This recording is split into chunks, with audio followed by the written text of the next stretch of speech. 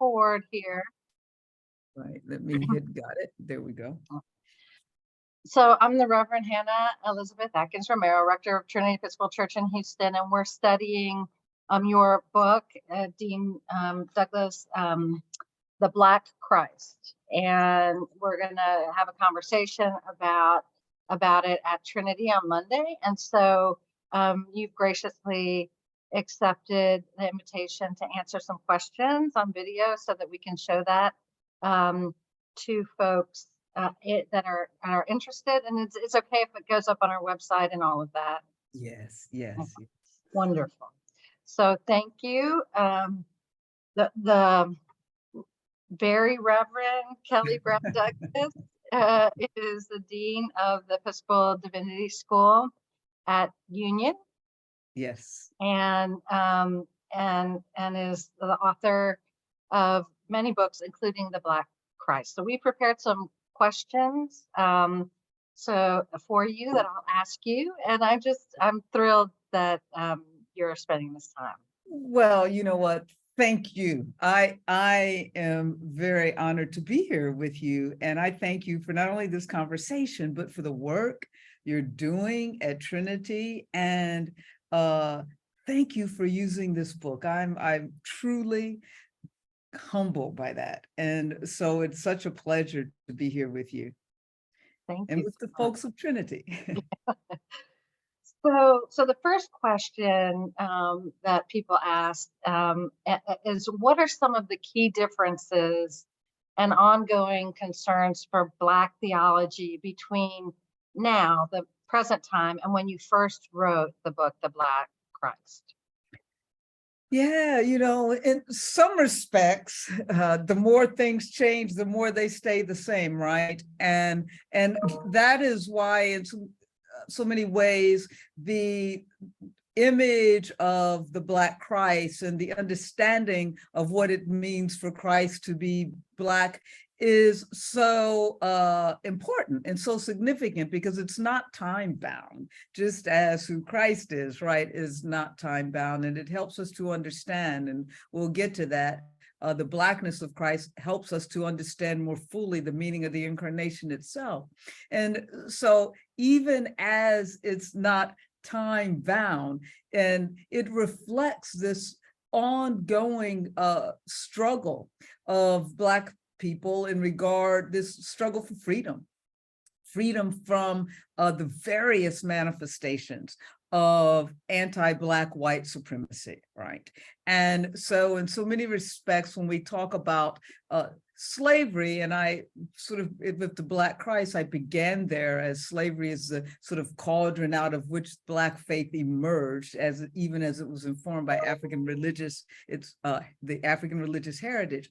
When we talk about slavery, oftentimes we talk about the legacy of slavery, and we should, but slavery itself is the legacy of Black white supremacy, and so which manifests itself in various ways throughout history. And so what we see today, I wrote The Black Christ, I guess in the 90s, and I'm writing The Black Christ at the time of the Rodney King beating, right? I'm writing The Black Christ at the time of the Oscar Grant lynching. And so what we see is that these things have not changed. These realities have not changed. And so perhaps there have been more awareness, particularly in our recent times. But what we continue to see in the Black struggle for freedom is that there's always, at any move toward freedom, there is this backlash. And so that's the historical cycle. W.E.B. Du Bois put it this way. He said that Black people, he said this in relationship to the Reconstruction, Black people moved into the sun for a moment and then right back towards slavery. And so what's changed, Reverend Romero, maybe the ways in which anti-Blackness manifests itself and white supremacy manifests itself, but what hasn't changed is the reality of it. I think, add this and then shut up. No, but but I think what we know is that these discussions that you're having in your church in the study of the Black Christ and all that it stands for, and which means that you're discussing the reality of the Black faith tradition, which means that you're discussing the reality of the Black struggle for freedom and understanding how that struggle for freedom is a struggle for this democratic vision that we espouse, to experiment with democracy in this country, and how that Black faith tradition has always emerged contesting this understanding of Christianity that suggests indeed that God is other than a liberator, that God is other than love. It's always contesting these realities of the oppressive, dominating legacy of Christianity, what I call, we'll talk about it, slave-holding religion. And so that's even more important today to understand and for your church to study, right? Given what is happening now in our society as people are rejecting any study of our history that does not suggest sort of this reality of privileged whiteness, any study of history that challenges that, any study of history that emerges from people who have been on the underside of justice in this country and people of color. In as much as our society, what we're seeing is a rejection of that, and we know, taking it out of school curriculums, et cetera, what your church is doing becomes even more important and significant. And I really mean that. And this is what our churches ought to do. And so in this regard, guess what? The Black Christ becomes even more important, because that's where we see the movement of God in history, contesting these narratives as the Black Christ did, these powers that would indeed reject and marginalize and oppress people. And the same people in this context, Black people and people of color. I mean, amen, because one of the things where I see folks in our congregation getting despair entering in is that it seems like, what you call the slaveholding Christianity, and now people, white supremacist Christianity, and just, the Christianity that upholds theology and practice that is against the good news in many ways. Right, that's right. It seems like it's winning, right? And that's when this kind of theology and study needs to be used to shore up people's strength and faith. And so, that's why we're looking at it, because the history and the struggle for freedom in the Black church has a lot to say and to inform every church today. So that's just, thank you. I saw somebody sent me a picture that had over it, imagine being so ashamed by your history that you don't want other people to know about it, in terms of the history of white systematic racism, and ignoring it doesn't change it. That's right. So the next question is, what are some of the that was the first question. How is the incarnation key to understanding the Black Christ? Yeah, well, we're talking about that right now, right?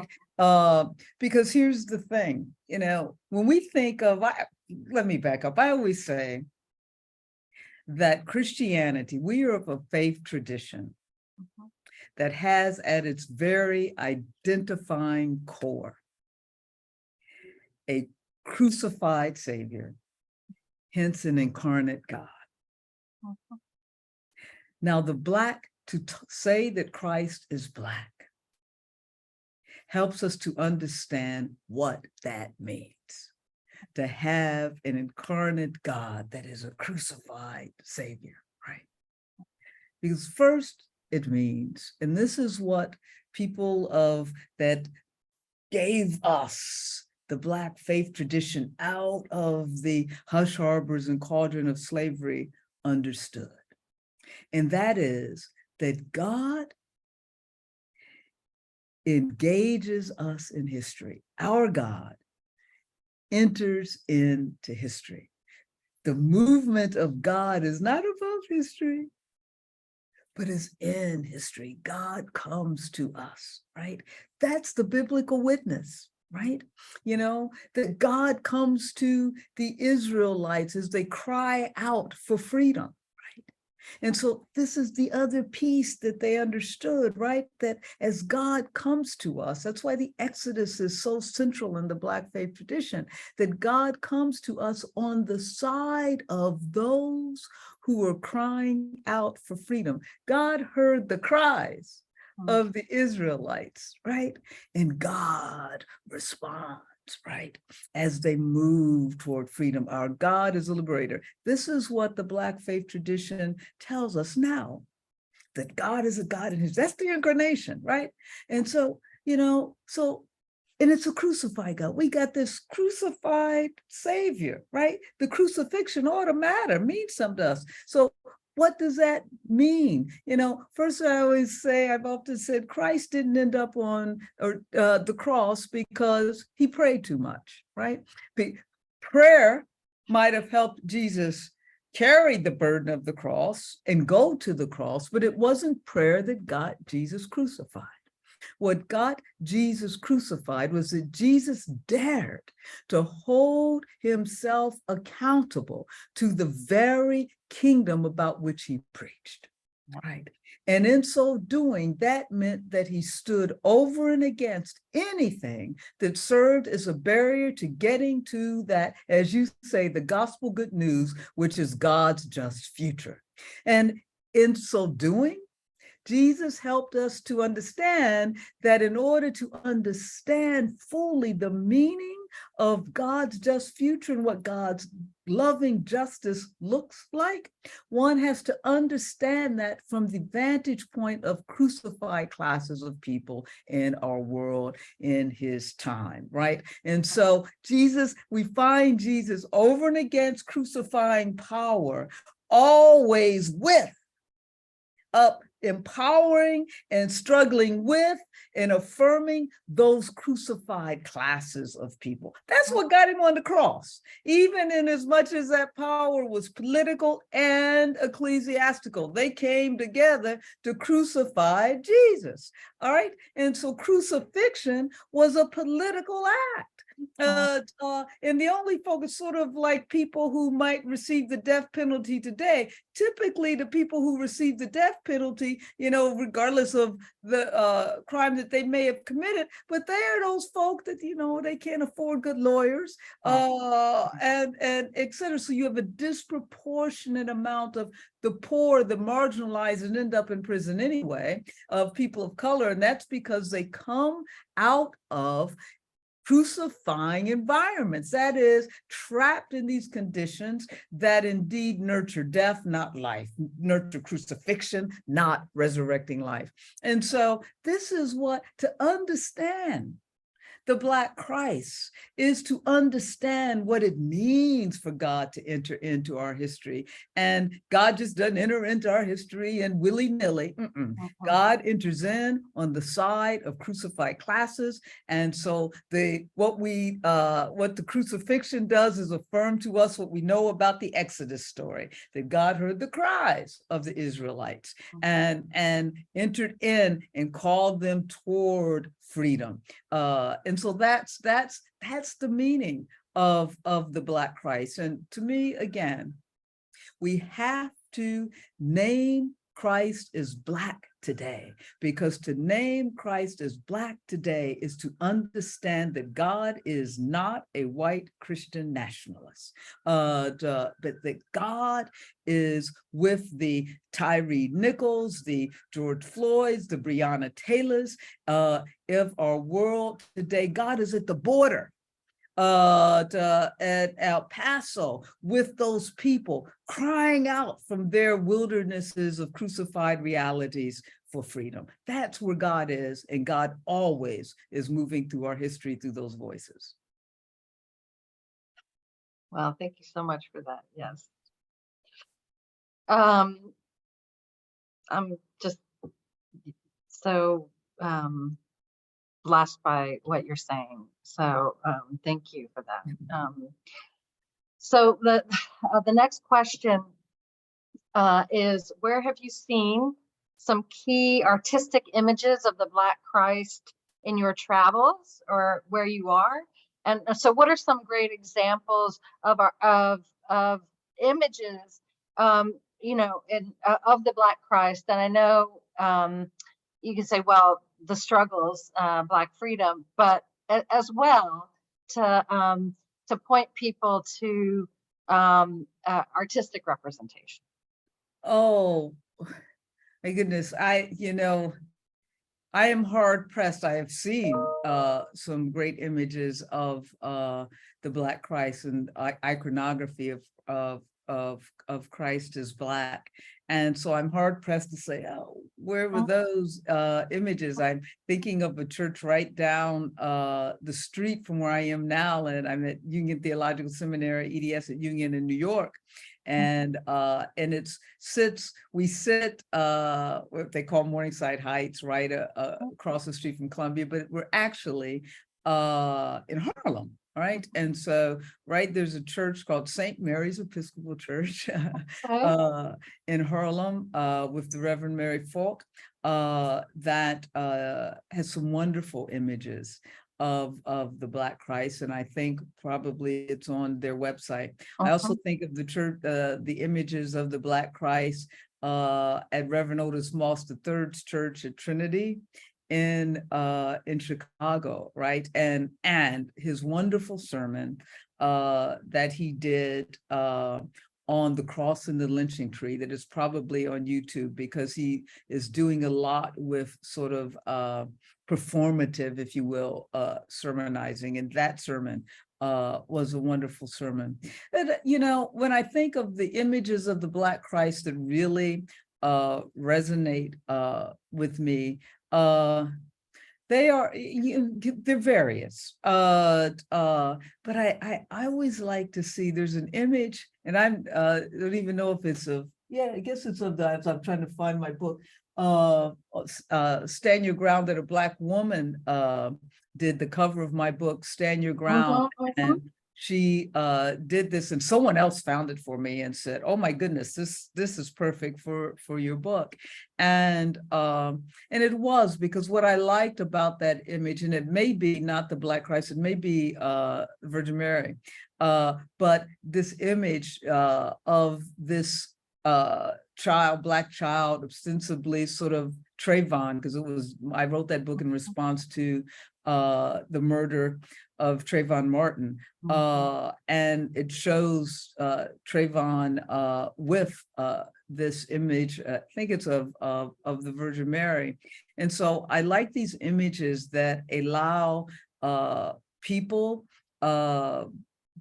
Black people in particular, to see the affirmation of who they are as sacred beings, yes, but also seeing the affirmation or Christ identification with them in their struggle. That's what we're going through Lent, right? We'll get to Good Friday, and most churches sing, were you there when they crucified my Lord? Well, you haven't heard that song until you hear that song from the vantage point of from Black people singing it, or people of color, because that song really allows Black people to transgress time, as well as Jesus becomes one with them. They really mean, you know, that Jesus was there.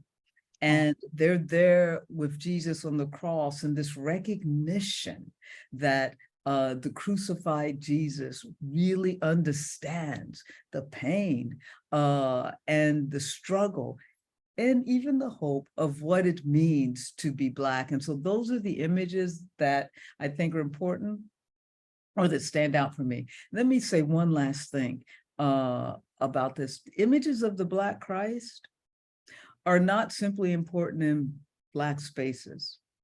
In fact, they're even more important in white spaces, in non-Black spaces.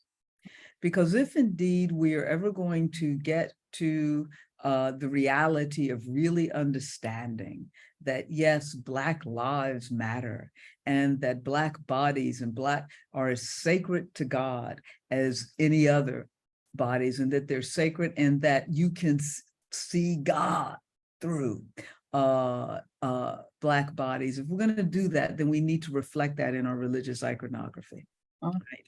There ought not be in any church space simply images of white Jesus. First of all, that's historically incorrect, but it is certainly theologically a heresy. And so there shouldn't be simply those images. We have to present people of color as sacred bodies, and through those bodies, we can also see a glimpse of God. And that's the only way, that's key to us ever being able to really understand that Black lives matter, because they matter to God. And so we have to show that. Amen.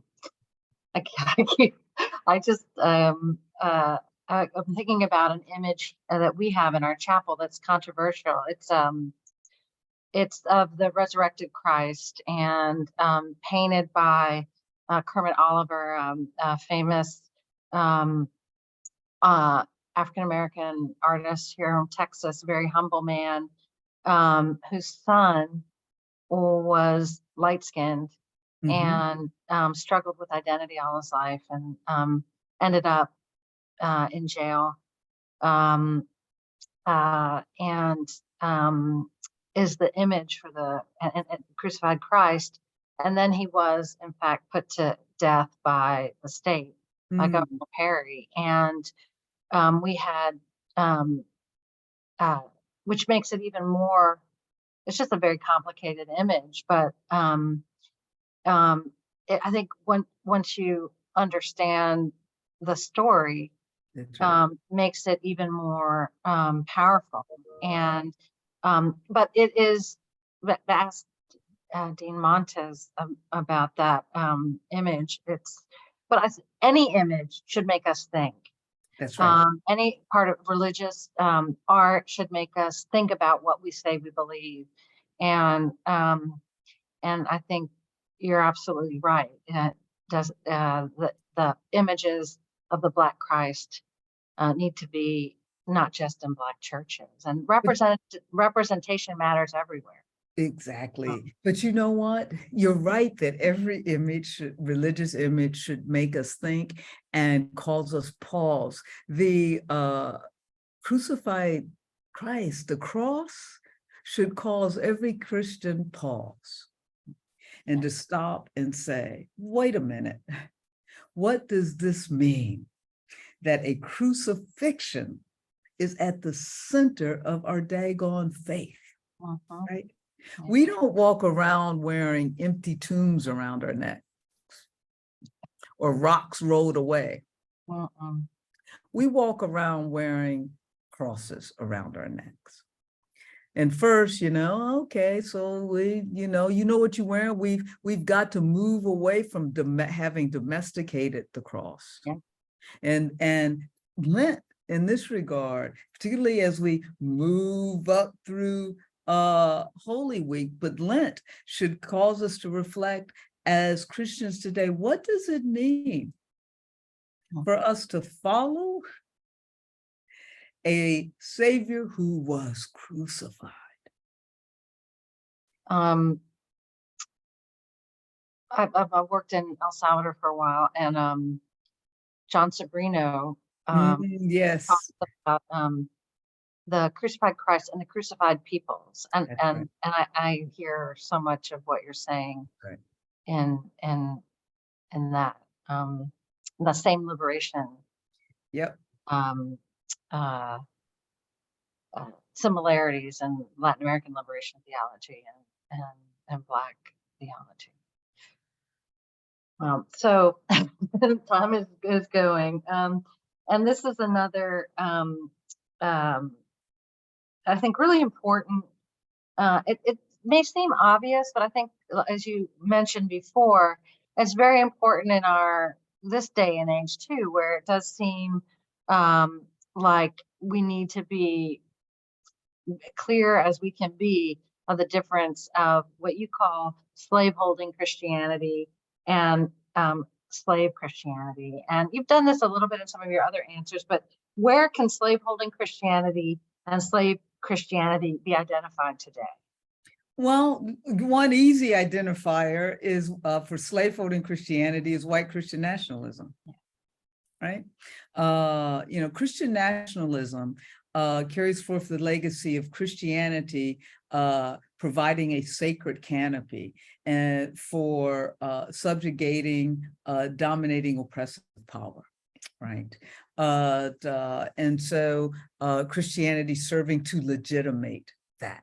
And so that's sort of the Christian nationalism is a part of that. It's sort of, I often say we can trace it back to Constantine's conversion when Christianity began to align itself with the empire, right? And as James Carroll says in his book, the cross became a sword. Now, when we talk about white Christian nationalism, we're talking about the ways in which Christianity aligns itself with power in our context, and that power is whiteness. That's white supremacy. What are the ways in which Christianity has aligned itself with white supremacist power? We call that today white Christian nationalism, but that's what slaveholding religion was all about. This narrative of Christianity that legitimated and provided a sacred canopy for slavery. All throughout our history, we have seen that show up in various forms. Christianity legitimating, providing sacred canopy for white, anti-Black, white racist realities and power. So we have seen that throughout our history, and we see it today. And as I said today, people are calling it white Christian nationalism. That sort of what I call then slave religion, that religion that those forms of Christianity that resist that indeed say, no, that, our God is a God of love, which means justice. Our God is a God that always entered history on the side of the oppressed, not on the side as if it's exclusive, but that in order to understand the movement of God in history, we can make movement. We gotta go where God is, right? And God invites us all to go where God is and to move toward the justice that is God's. And so any place where we see that kind of resistance and that kind of movement that holds itself accountable accountable to God's very just future. Those are versions of what I call versions of the legacy that is enslaved religion. And we see that, of course, in the Black faith tradition in various ways. And certainly we see that in the movement of someone like Reverend Barber, and his sort of moral movement and repairs of the breach. And so we continue to see that in various ways, just as we continue to see the legacy of slaveholding religion. They just present themselves, and we might not call it slaveholding religion today, but it presents itself as a part of that legacy in a way that makes sense to the context, right? And so it just morphs. It's like a virus. It just morphs. And, we also see it So we can talk about white Christian nationalists and we can all say, oh, I'm not that, right? But what are the other ways in which it manifests itself? It manifests itself in silence, right? It manifests itself when we don't do anything about it. Here's what I know to be true. You know, we talk about the 2016 election when the MAGA vision emerged, right? And we know that vision was a vision that sustained xenophobic, bigoted, anti-Black, white supremacist realities, right? And you know, this isn't speculation. We can just listen to the architect of the vision, and we can look at the manifestations of it. We knew this for people of color. The moment they heard the slogan, "Make America Great Again," people of color knew what that meant. They didn't need any interpretation. I remember when it was first said, and I remember the text, well, we knew what it meant immediately, instinctively. But for those who didn't have that instinct that comes out of their own experience of history and knowing what that means, it became clear very quickly.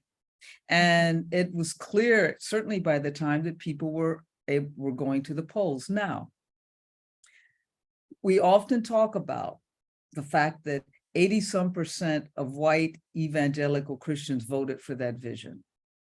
All right, fine. What we don't talk about is that over 50% of non-evangelical white Protestants voted for that vision, and over 50% of white Catholics voted for that vision. Now, what this means is that the majority of white Christian America voted for that vision, a vision that is an anathema that stands in opposition to the beloved community and the just future that God calls us all to, a vision that stands in opposition to the crucified Christ. So when we talk about the legacy of slaveholding religion, yes, it shows up in that most obvious way, but perhaps during Lent, we need to ask ourselves how, in fact, we are carrying forth that legacy in ways that aren't as obvious, right? We carry it forth in our silence. We carry it forth in the things that we support or don't support on the public square. And I always say, you know, people say, where would Jesus be? You know, we have to measure what we do in relationship not to the status quo and the unjust present, but we are accountable as Christians to God's just future. And so we always have to ask ourselves, is this what we're voting for? Is this what we're supporting? Even in our silence, as much as in our overt action, is this a barrier to us getting to God's more just future? Or is this in service? Are we partnering with God in bringing forth the justice that God has promised us all? And so that's the legacy of slaveholding religion that some of us say, oh, that ain't me. Well. That is so, I mean, that is so true. And I think folks try to, well, we're not so bad, look at how bad they are. And it's true what you said, you know, there's, you know, condemnation of the, rightly so, of, you know, the evangelicals for their support of an abuser. But, you know, that doesn't mean that everybody over here is doing the right thing either. And yeah, it is a good time to take a hard look at that. And you know, people are so surprised about white nationalism, and all you have to do is read any report of any human rights organization, and it's never gone away. I mean, and it's been well armed for a long time. And yeah. and So, I yeah. commend to your reading because you're right about that. It's well funded. It's not, it is they've played a long game. And we've been naive about its presence. I commend to your reading The Power Worshippers by Catherine Stewart, if you've not read that. I have not. That book is an excellent book that helps us to understand, she says, this sort of religious right, and they've played a long game. And so a lot of the things that we're seeing today it's been in play for a long time. I just always, like, we're in Texas, and so, the everybody's a believer, right? Of some form or other. And yet, our legislature picks on, the people who need our protection most, trans kids. Oh my gosh. Who does that? Right. It's ridiculous. And they're doing it because people respond to that. That's right. And it's so pathetic. Well, That and people want, but it's to get power, and I guess you have to. yeah, what we see is the compromise of moral values for power, the compromise of moral values for profit. But here's the thing, right? That this is happening on our watch. And so if we are not going to be complicit in that, then we need to speak out against it. We need to be forthright in the places in which we move. It starts with us as individuals. We have to be forthright in speaking forth and resisting that and speaking into a different narrative. I saw today on the CNN's website, a story in California, in Upland, California, where for Black History Month in elementary school, in a 6th grade class, some students gave these Black students Black history cards that said, you're going to be picking cotton with and one, you're going to be hanging from a tree, gave another Black student card with a monkey, and so it's on, it's online. Well, that's the second story like this that I've seen in the last 10 days, because 10 days or so ago, there was another story of a mother whose kids were in preschool, Black mother, and her kids in their preschool, the first day or week of Black History Month, the preschool decided that they would put the other little preschoolers in blackface. And didn't see anything wrong with this. And so both parents, the mother was in tears. She said, I thought that my kids were only 2, that I could, protect them from this by as long as I could. And in both instances, the parents have, that she took her kids out of that school, and the other parents have kept their kids home from school.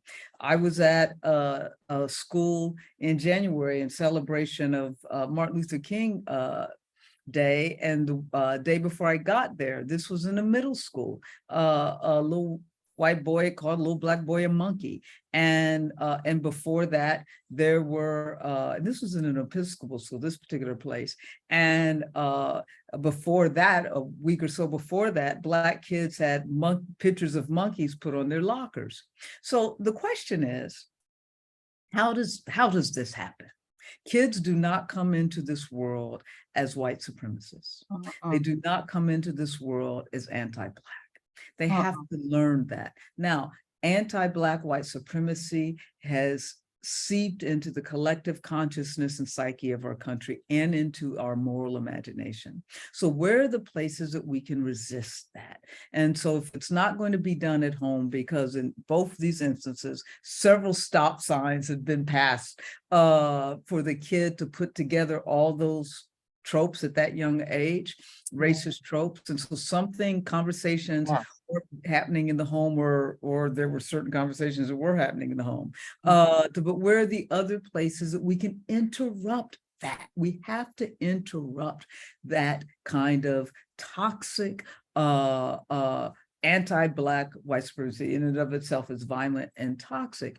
The church is one of those places. We can interrupt it in our schools, but we see, well, you're in Texas, in places like Texas and other places where that is not being allowed to be interrupted, because we interrupt that by telling the broader story of our history.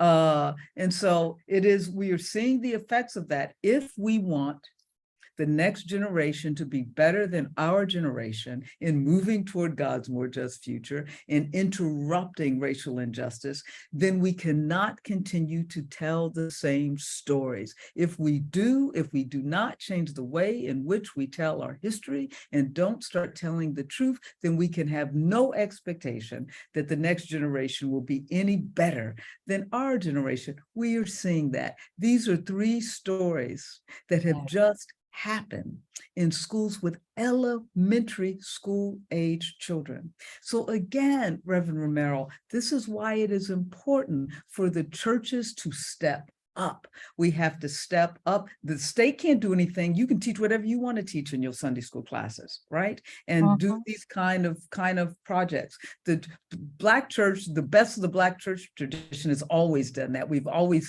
stepped into the gaps. And so these churches, and in as much as our churches don't, then I'm sorry, we're complicit with that which is going on. Then I don't want to hear you say, oh, isn't that terrible? If it's so terrible, then be proactive in interrupting it. Interrupt it in your church spaces, the way in which you're doing. I am sure the Black Christ, what I'm talking about in the Black Christ, would not be allowed in school systems in Florida and other places. So do it in your church, right? And then, make your voice heard on the public square. It shouldn't just be people of color saying, wait a minute, you got to tell our history? Is this not important? We're going to get our history. But you want your kids to be calling people monkeys? Is that the way you want to be represented? And so, I think faith leaders have to get out there because they're doing what they're supposed to do. Those other folk, they're out there on the public square. And we keep saying, no, that's not Christianity. Well, as long as we don't get out there and show that it's something different, then, well, I guess maybe it is. And complicit. So much to say there. And I don't think that there's no excuse for sort of lack of resources to even if you lack the history and experience to do as you say. I like the way you put that, to interrupt these messages. And I don't buy that anymore, and ever. But there's so many resources, or even about the causes of poverty. It's very, and also and what you were talking about, I think that's why they've tried to take the educational space. Oh, that's right. Is to form that narrative.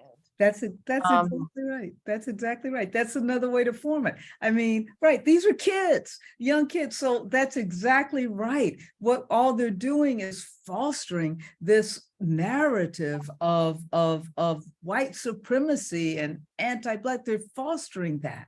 The Daughters of the Confederacy also wanted to promote a lost cause ideology and that narrative. And one of the things they did was not only about putting up monuments, but they developed an educational program, and they called it Creating Living Monuments, right?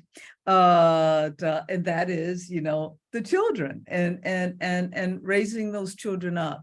And so when we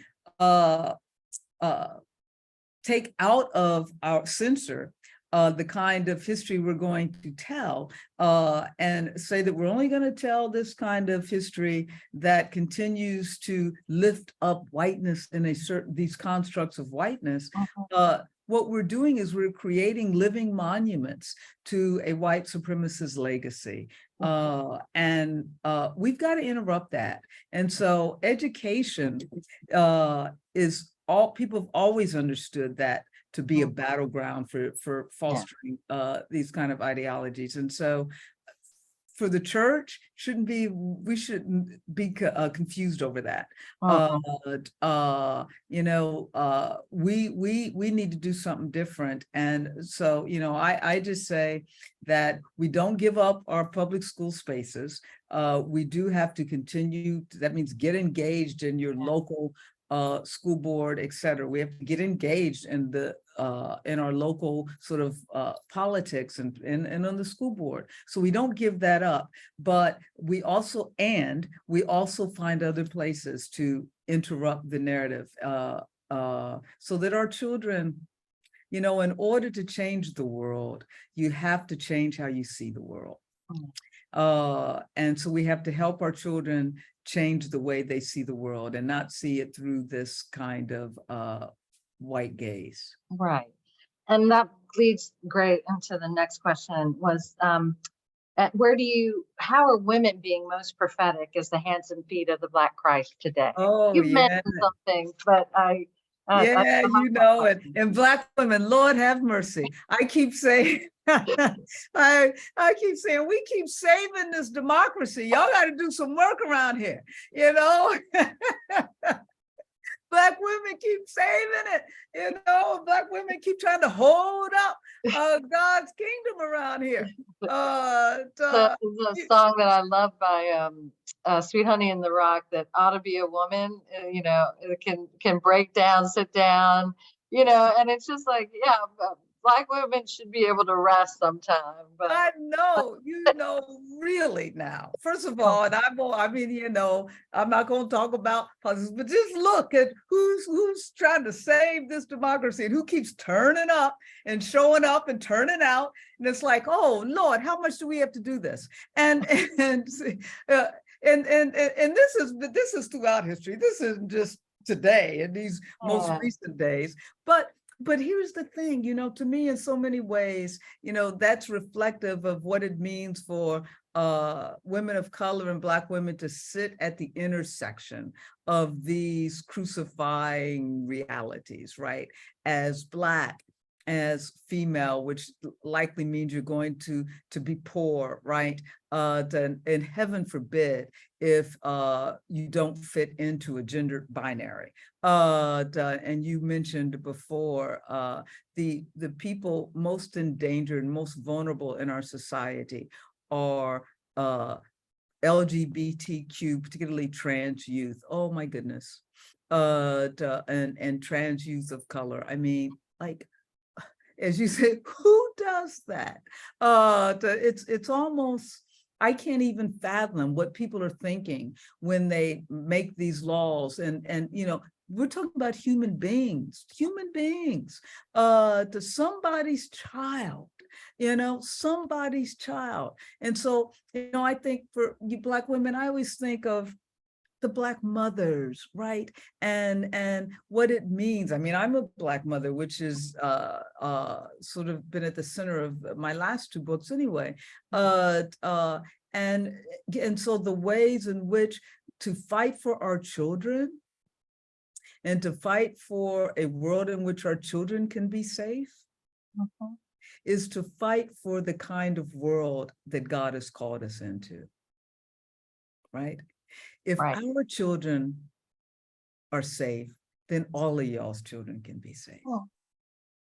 And that's what it means. That's why, in fact, that's why the incarnation matters. That's why the crucified Christ matters. That's why the Black Christ matters, because it is when the least of these say that there's justice that we know we're on the way to justice. It is when the least of these can grow and thrive into the fullness of their being, so can your children do that. because we've changed the world. And so that's why, it's no accident, because as Black women, we're fighting for our children. And I want a world where my son can go out of the house and feel safe and affirmed. And that means when he can do that, your children gonna be okay. And so, yeah.